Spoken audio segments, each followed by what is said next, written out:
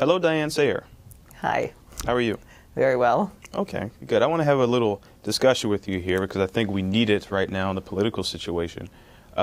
First off, I've noticed you've been educating our Congress and the President on the subject of what real leadership is. And this is something that Mr. LaRouche has been bringing up. And in fact, some of our LaRouche PAC organizers have even reported that a lot of people in the population have been saying that the economic program that we've set out, they support. But unless we get Obama out of there and replace him with some real leadership, the kind that you've been representing, then nothing can be done. Glass-Steagall, NWAPA, nothing. So first off, I'd like to know that you, being a candidate in New Jersey, who's also taking responsibility for the entire region, how have you been demonstrating that leadership right now? Well, I mean, first of all, you say educating the Congress and on leadership. I don't think we've been successful. They're not exhibiting any leadership. And it's actually pretty horrific because there are many people who are good enough to recognize that we're right in terms of what we're proposing. But they have some kind of a protective divider between the horror of the reality which is hitting the country and their view that we're right on what has to be done. And that's why they don't agree on the necessity of removing Obama from office, or at least, as LaRouche said, containing him. Like a vote of impeachment would do a nice job in preventing him from being able to destroy the country. But you look at what's happened recently in New York, New Jersey, Pennsylvania with these floods. Yeah. I mean, people, not only have people died because they've been hit by flash floods, but if you take Paterson, for example, where the city council really stupidly refused to pass a resolution in support of Marcy Kaptur's reinstatement of Glass-Steagall because it dawned on one of the council members that I was saying that Barack Obama was an obstacle to this policy, and he said, we can't support anything that Obama doesn't agree with. Well, what happened to Paterson? It got totally wiped out by these floods. The city had a $77 million shortfall on a $184 million budget. They raised the property taxes 29% for 2 quarters and fired 25% of the city employees, including the first responders. And now I was reading that they don't have enough money to tear down the homes that were destroyed by the flood. So what does that mean in terms of disease? I mean, what everyone knows, bacteria, germs thrive in warm, moist areas, and you're going to have a lot of that if you can't clear the debris from this disaster. And obviously, I'm not saying that had they passed Glass-Steagall that somehow they would have had an instantaneous result, but at least you would say, okay, they're in reality. They recognize that these are the emergency measures that have to be taken so the city can function. So somehow there's a block where people are in denial about Obama's role, that he's not just going along with some evil Republicans. He's the guy who put cutting Social Security and Medicare on the table under the demands of Standard & Poor's and Moody's, but I think it is his idea. I mean, he has an unbelievable, arrogant disdain of the population, which is why I think he gets along so well with our governor, Chris Christie, who shares a similar disdain. Yeah. And they're quite a pair. One of my friends said when they appear together, it looks like the number 10. Well, one of the things that you've been doing very heavily in this region, as you just said, is pushing for the reinstatement of Glass-Steagall. But in tandem with that, pushing for the North American Water and Power Alliance. Because one of the things that we're also getting in the United States politically is no sense of a national mission orientation. For example, we've got flooding massively in the Northeast, where just recently 100,000 people in Pennsylvania have just been evacuated. At the same time, you've got fires and drought in Texas. Now, this is completely absurd, and were we to have a national driver mission orientation, we could probably unify the nation together, not only to solve these problems, but to actually rebuild into the future. Obama wants to talk about jobs. Where's the mission orientation?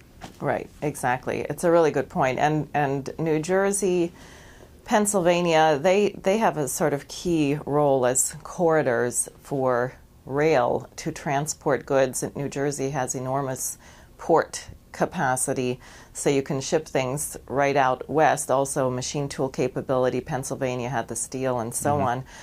And it's true. And one of the things you see by the fact that we don't have a national mission is the unbelievable destruction of the youth generation. And this is something, I mean, NWAPA would totally inspire people. I mean, you know, I think back to when I guess when I was in second grade, we'd been to the moon once, and we were doing some of the next landings on the moon. But every single kid in my class, the thing you would get in trouble for was for drawing spaceships on the margin of your paper. You would not get in trouble for shooting your teacher. You wouldn't do that, because if you shot your teacher, you might not be able to become an astronaut, right? So there was a certain, it imbued the whole population with a certain kind of optimism. Okay. Whereas now what you're seeing, and you have massive youth unemployment, it's very, very high. It's between 18% and 45%. And there is a certain sense of hopelessness. And then when you couple that with the layoffs of, for example, the police in New Jersey right now, Newark, New Jersey, where they laid off 167 police officers, the homicide rate has gone up by 70%.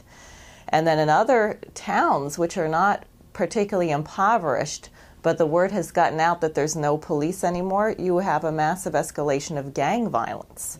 So the gangs are recruiting because these younger people have nothing to do, whereas or nothing productive to do. Yeah. Whereas if you were building something like this, and especially when you start adding in elements like the Bering Strait Tunnel, or the development of Siberia, you know, something that's really a challenge like landing on the moon. I mean, this sparks the excitement of anybody who's still halfway conscious, because the idea this is supposed to be impossible. It's frozen ground, it's tundra, it's extreme conditions. Yeah. And people get excited about that kind of challenge. It's natural. It's part of being human. So if this were put before a generation of, say, young people aged 16 to 24, and we brought back some of the now becoming old geezers, a lot of the skilled population is, I don't know, 60, 70, 80 years old, people who really know how to do things. And we haven't built a nuclear power plant in 30 years or something. So the people who really have hands-on experience at this are going to have to come back, train these young people. There's probably a role for the military in there in terms of discipline and you know, West Point, which is not that far from me in New York. I mean, the whole history of that institution was engineering, was to build the nation. That's what people used to think of when they thought of the military. So that particular aspect in terms of young people, Camden, Philadelphia, New York City, the Bronx, Newark, we have an abundant supply of a potential highly skilled creative workforce. I want to sit on this for just a little bit, because you just raised this thing about purpose. And I remember when the Philadelphia flash mobs happened recently, the real violent ones. It's my hometown, so, you know, I have a little personal connection to it. But they interviewed one of the kids that was involved in this thing, a teenager, and they said, "Hey, why did you do this? Why did you guys get together and do this thing seemingly random?" It was over Twitter and Facebook. People just sent out messages, and they showed up to the thing. And the kid said, "I wanted to be a part of something purposeful. I wanted to be a part of something historic. Okay. There's nothing else to do. I wanted to be a part of something that was big like this." Now, you take this idea that you just discussed about purpose and you counterpose it with this, what this kid said, that it's obvious to him that there's nothing else in society worth doing or even worth living for, actually, at this point. And so you see an anarchist type tendency. In the case of the school shootings and so forth, you see a suicidal tendency. Right. we need to develop an imagination. And I think what you just raised about Siberia, I mean, look, you take these gangs, right, these kids who are in gangs in the inner cities and so forth. Imagine presenting these guys with the idea of developing Siberia. We're gonna go to Siberia. You're gonna become an engineer. You become a scientist out of nothing, right, out of the projects. Right. You're gonna become this engineer. You're gonna develop society, and you're gonna change the world.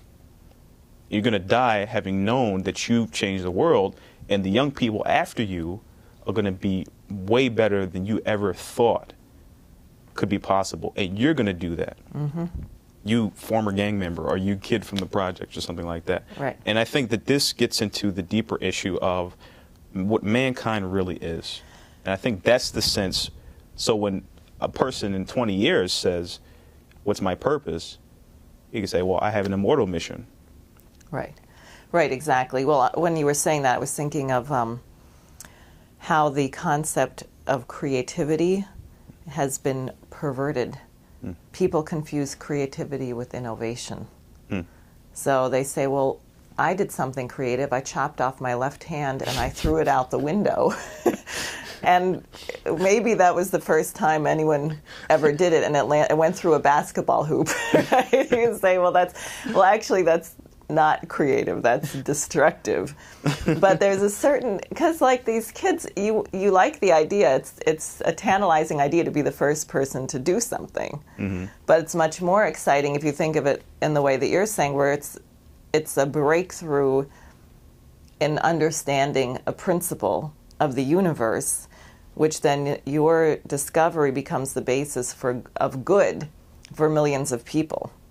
Mm-hmm. Right? That's the nature of creativity, and that's where one really derives one's happiness.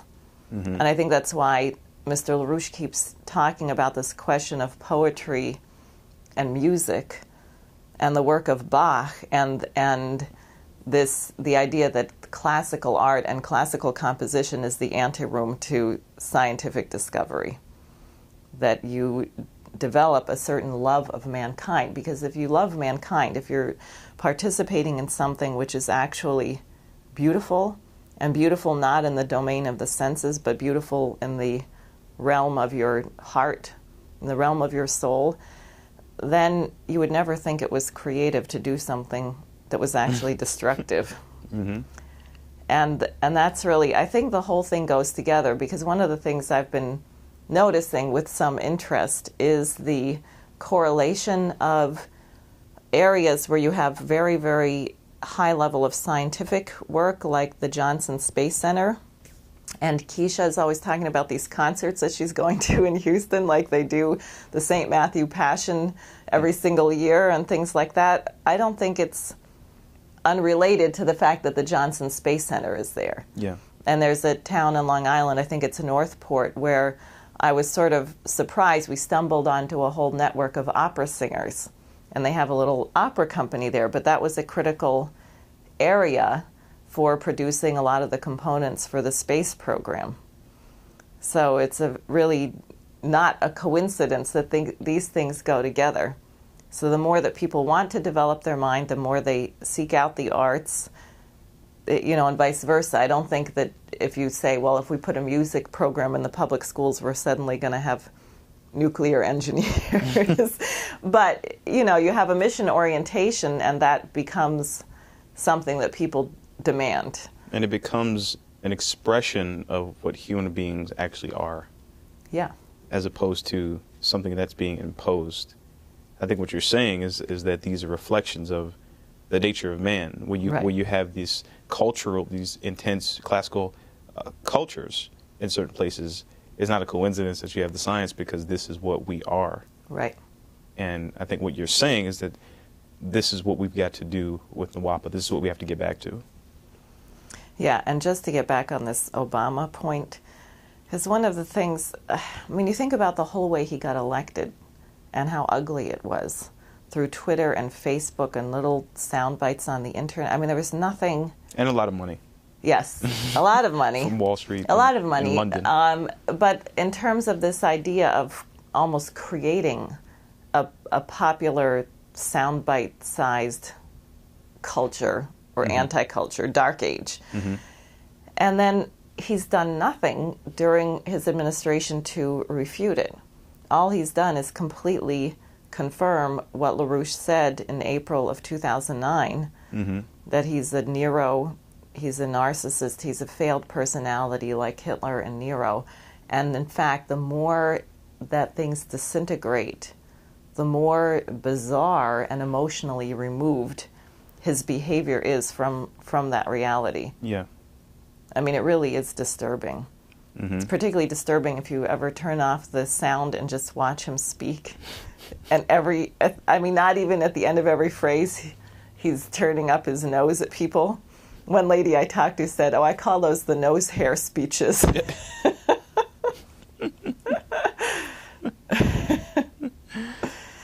Well, it seems like we're going to have to, as we start the discussion with, just get this guy out. Like you said, it's obvious that he has no connection to reality. He is anti-human, actually, and he intends to destroy the United States, and that's why the British and Wall Street gave him the money to be elected in the first place. Exactly. So if people think you're a candidate right now, if people think that there's going to be a serious 2012 election without Obama going for a dictatorship, then they're wrong. Right. Also, the idea that somehow the Democratic Party has to stick with him because that's how they're going to win. I mean, first of all the polls show that the whole population absolutely can't stand him. So it's just insane. Or to say, as we were getting from various people in the last days, well, you have to support Obama because otherwise Rick Perry is going to become president. I mean, this is just part of the way of denying reality. Yeah. I mean, we're going over the cliff right now. I don't know if the euro is going to blow out today, tomorrow, Monday, and Obama has very neatly tied the dollar to the euro. We're the lender of last resort. I mean, this whole thing is coming down. Or are we going to collapse first? And I mean, you just don't know. So people, I mean, that's just part of the denial and the lack of leadership, where people don't want to live in reality. And I do find it astounding because you're going, I mean, I stepped out my front door the day of this hurricane, and 2 doors down, the water was waist high. I mean, we were just completely flooded out. My little part of the street was like an island. And to be living in that kind of disaster and somehow say we have to take a pragmatic approach to who's going to be in the White House in January of 2013, you know, forget it. We'll all be dead of some kind of horrible waterborne disease or something, and we won't have any food because it'll have burned up in the wildfires. I mean, we just don't have time. And I think that's the question. Everybody who's a leader always thinks of the future. They take stock of the present. They know where we are, and they think of the future. And then they act. The future determines their course of action. And unfortunately, in the whole Congress, you know, even the best of our representatives don't put themselves in that position. Well, it seems like you're in that position, so... Yes. You will carry the yoke along with the rest of the other 5 candidates. Yes, yes, and we're going to be recruiting. Yes. Okay, well, thank you, Diane. You're welcome.